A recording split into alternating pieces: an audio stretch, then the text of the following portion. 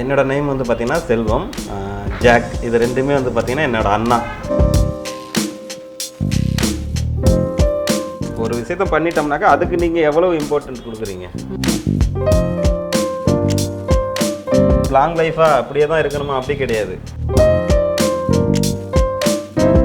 Tattoo, மைக்ரோப்ளைடிங், அதுக்கப்புறம் வந்து பார்த்தீங்கன்னா eyeliner, kajal, lipstick, nanoblading, permanent makeup எல்லாமே நம்ம பண்ணுறோம். இப்போ உங்களோட ஐப்ரோ எப்படி இருக்குன்னு உங்களுக்கு தெரியுமா? பார்த்துருக்கீங்களா? கிடையாது. இது வந்து பாருங்கள், ஒன்று கரெக்டாக இருக்குது, ஒன்று வந்து பார்த்தீங்கன்னா மேலே இருக்குது. தெரியுதா உங்களுக்கு?